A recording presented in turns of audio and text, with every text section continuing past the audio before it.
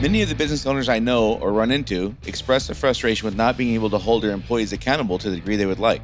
There's no question the current labor situation, as of now in 2023, has created some real challenges. In addition, in many cases, we're trying to achieve accountability well before it's likely to work. Stay tuned and I'll explain what I mean. Running a service business can be hard. It is not unusual for business owners in industries like contracting, home repair, auto repair, business-to-business services like janitorial, IT and accounting, and many others to feel overwhelmed by all the priorities facing them at any given time. Between addressing the needs of the customers, managing the employees, figuring out the financials, and getting processes in place, feeling like you're making significant progress on your business journey can be difficult. Welcome to Service Industry Success, hosted by Brian Harding. Each week, Brian will look at real-world strategies for building the business you are dreaming of, while also sharing tactics to get through some of the most frustrating parts of business ownership with a lot more ease. Let's get started. So let me tell you about Robin. Robin came to me and said, like so many, I need to get processes in better shape. And I asked specifically, what's the problem? And she said, my processes aren't being followed. I really need to be able to hold my team accountable to follow them. I said, okay, got it.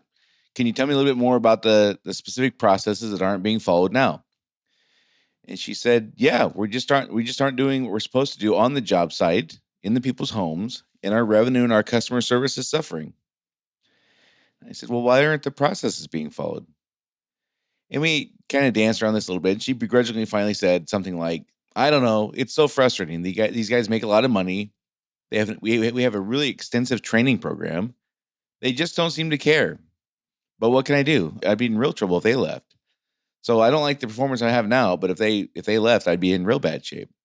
And this is a very common scenario. And I don't mean common just now in 2023. Now that we have this labor problem or shortage, or however you want to describe it, the reasons we can't hold people accountable does seem to change over time.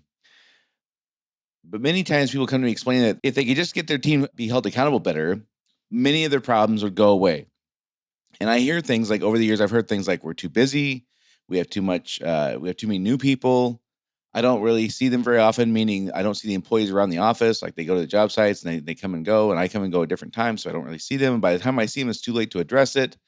Sometimes it's things that we don't talk about, like I don't like conflict. Uh, and quite often I hear things like, I shouldn't have to be worrying about this at all. They're professionals who make a lot of money. They should just know what to do. They should know what's expected of them, and they should just do it. And in all cases, an inability for employees to be held accountable is deemed to be the root cause of the problems they would like my help fixing. Now, I'm a huge fan of holding people accountable. We really can't consistently succeed without an ability to ensure performance. Have standards, have expectations, have goals for performance. It's very unlikely we could have a sustained period of time where we could consistently perform if we don't have the ability to hold each other accountable, including ourselves. Right? Accountability is a major part of what it takes to run a successful organization. There's no question.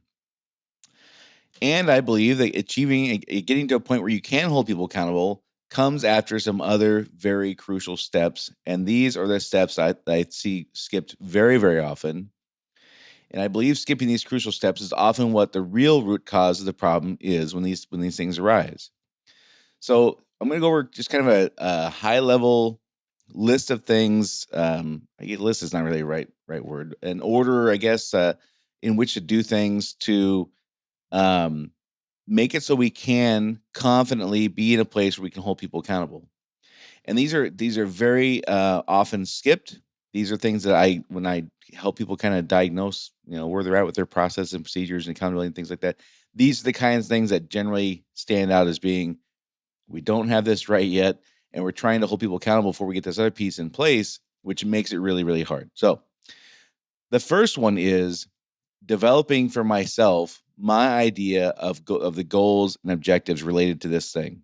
Now, when I talk about goals, I'm talking about things that are squishy. And when I talk about objectives, I'm talking about things that are measurable. I don't like conflating those two terms. I like, a goal would be, again, for a way a lot of us could relate. For me personally, it's something I relate to, but many people have heard people. I want to lose weight. Okay, that's a goal. I want to lose 17 pounds by May 31st. That's an objective. Though that's for me, that's the way I differentiate those things. I don't like inflating goals and objectives. We want to build a great company culture. That's a goal. It's very squishy, and here's specific things we're going to do. We're gonna adhere to our core values, things like that. So first and foremost, I need to understand what my idea of the goals and corresponding objectives are to this thing, whatever this thing is, whatever I think I want to be able to hold people accountable to. The first thing I have to do is figure out what success look like. How will I know if we're doing this right? How will I know if we did it? How will I know if we didn't? Those kinds of things. The second thing I got to do is ask their opinion on goals and objectives. Now, this doesn't have to be a lengthy process, and I may not even really be interested in their answer, honestly, other than assessing where they think it is. So, for example, an example I've given you before, in the world I come from, there's trench safety things are involved, and texting and driving things are involved. Like, I don't care if they think it's okay to text and drive or not. I do want to find out where they think a reasonable goal is. So if they say, "Well, I should be able to text and drive," obviously that they can't work for me. That's just the way it is. Um, if they say, for example, we should have less than X accidents per year because of texting and driving, and it's somewhere around 7, I would know I need to have some real education and training about what success looks like there. So the third thing is I got to align my goals and objectives with their goals and objectives. Now, it could be I'm adjusting mine, or it could be I'm educating them to get them to understand why mine are necessary. In the texting and driving one, I'm not going to bend on that. I'm not gonna be okay with somebody saying, "Well, that's just how I come to work. I text and drive." Like, okay, that's not gonna be okay. I gotta either get them to be in line with what I think, or I gotta change my belief to align with theirs. One of the two, or a combination of the both. Right. So once we have alignment in our goals and objectives, then we've got to do some training if necessary. Now, it's not always necessary. Sometimes it is, but if it is, I got to do it. And once I have them trained, or I think that they're trained anyway, then I've got to be able to trust them and empower them to make decisions. And this is not the same thing as ensuring the thing that is being done exactly how I want it. I have to trust them in a service business. I have to trust them to make decisions.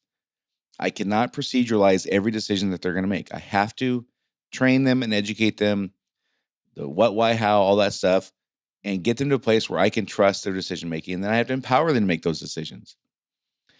And once I've done this, then we're gonna start monitoring, like, how's their performance? How are things going? And I have to come back and again assess where do they got it and where they don't. If we're doing great, awesome. That's an indication they got it. If we're not doing great though, I got to kind of assess where might not they have this to the degree I would want, and maybe I can do some more training and education. At some point though, I'm going to feel like they got it. They have the knowledge, they have the skills, they have the abilities. They have it, and then I can hold them accountable. Once I know they got it, once I know that they can do this thing and they understand the goals and they understand the objectives, they understand why it matters, and they understand the procedures we follow and all these kinds of things, then I can hold them accountable. And oh, yeah, I probably got to sprinkle in some motivation and maybe some inspiration, things like that, other leadership things I got to do along the way too, because, that's part of the job also. So let's look at these actions and ask if accountability makes sense before any of them. So, for example, before I have any idea what success looks like, can I hold them accountable? The obvious answer is no. Sitting here listening to this right now, wherever you're at, the obvious answer is no. I cannot count how many times people have come to me and said, I have an accountability problem. I can't hold my people accountable. And I say, what does success look like to you? And they go, I don't know. So this is these are on my list for a reason, I guess is my point. Second thing is, does it make any sense to try to hold me accountable if I don't understand where they think the objective is, or what they think the goal is? No, I can't hold me accountable if I don't even know if they understand the goal or objective. And can we hold them accountable unless our goals and objectives are in alignment? No, we can try. And this is where this one in particular, where not knowing if our goals and objectives are in alignment, is where um, frequently assumptions happen. Frequently people go, well, I've told him 54 times, 55 times I told him this is what we're trying to do. Okay. Have you heard them say in their own words that that's what we're trying to do? Do you have any kind of confirmation from them that they are aiming for the same thing you are? You just saying something and leaving the room does not count. Like that's not training, that's not education, that's not. There's no way to confirm if they got it or not. So this is a major place where I see folks think that they have an accountability problem and they really have a goal and objective alignment problem. All right, next one is training. Does it make sense to hold people accountable before we train them? No, of course not. Um, and does it make sense to hold them accountable if we don't trust them or empower them to make decisions? I would argue in many cases, no. Are there exceptions? That I'm sure there are some. And then if we find out they don't quite got somewhere, they don't have the training education we need, and they need more training, can we hold them accountable before we do the second round of training? No. The answer is no, we can't. And once they got it, can we hold them accountable? Before that, my answer is no. After that, yes. Now, also, if we're saying, well, this is a basic thing, whatever this thing is, I need them to wear floor protectors when they go in somebody's house and they won't do it. Okay, that doesn't require a lot of training. Either they're going to do it or they're not. And I got to figure that out pretty quickly. So all this is predicated on the notion that I have people who are generally aiming to do a good job. And if you don't have that, that's an entirely different problem. And this is not going to address that. If you have people who are just obstinate or not willing or able to do the thing, then that's an entirely different thing. This is all predicated on the people being able and willing to do a reasonably good job. They're competent, they can learn things, they're reasonably able and interested in doing a good job. So these are the kinds of things that I see people assuming that are all taken care of and say they have an accountability problem when in reality they have some of these other issues. So more on that in a minute. First, let me tell you, if you're interested in meeting to see if the coaching and consulting I offer would be beneficial to you and help you reach your own financial and time freedom goals, just go to oneononewithbrian.com. Doesn't matter if you use numbers or letters for the ones. Go to oneononewithbrian.com to schedule a Zoom call where I'll walk you through how it works and answer any questions you might have. Again, that's oneononewithbrian.com. All right. So the first thing we gotta do is assess whether or not accountability is really our issue. I would argue in many cases, I hear people say, I need to be able to hold them accountable more, or I shouldn't have to be holding them accountable to this, or they should want to do a better job, and I just got to hold them accountable better. Those are the kinds of words I'm hearing people say. But when we diagnose it and I say, is your idea of success and their idea of success the same? I don't know. Okay. So back up a step. Do you know what success looks like on this particular thing? We got to increase sales. Okay, great. How much we need to increase sales? I don't know. Okay, so then you don't have an idea of what success looks like. Increasing sales is a great goal. It's not a measurable objective, though. We can't hold people accountable to squishy goals. We can only hold people accountable to the things that we can define. We either did this by this to this degree by this time frame, noun verb date. We either did this thing by this date or we did not. That is something we can hold people accountable for. We cannot hold people accountable to increase revenue. We can't hold people accountable to reduce warranty calls. We have to have measurable objectives that tell us we either did this thing or we did not do this thing. If we don't have that and they can't explain those things, then the chances we can hold them accountable are next to zero. Training. You guys have heard me talk a lot about training. Often what I see people do and call training is they walk in a room, they talk about something for 5 minutes. Any questions? No? Okay, good. And we're out the door. That is not training. There has to be some kind of mechanism for me to hear, do you got this or not? Do you understand? What did you hear me say? What did you hear me say the steps are? What, why, how? Why does it matter? Basic stuff like that. And if they don't have that, we can't hold them accountable for sure. And then again, trusting them and empowering them to make decisions. If we're not willing to do that, it's going to be increasingly difficult for us to hold them accountable. In the service business, we have to be able to trust their decision making. It's not like a product business where we're baking brownies and they just follow the recipe. They're going to make dozens or hundreds of decisions a day. We have to be able to trust them to do that, and then we can hold them accountable once we educate them on how to do that in a way that reaches the outcome we want.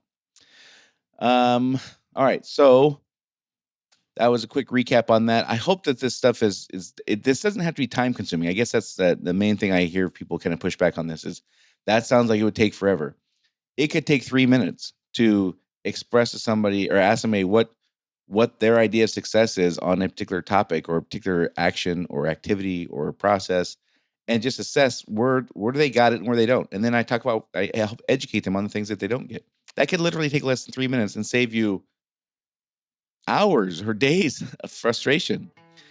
Training is one of those things like you either invest the time for training or you invest the time to fix it. Like it's that simple. There's no such thing as not investing time. It's just not a thing.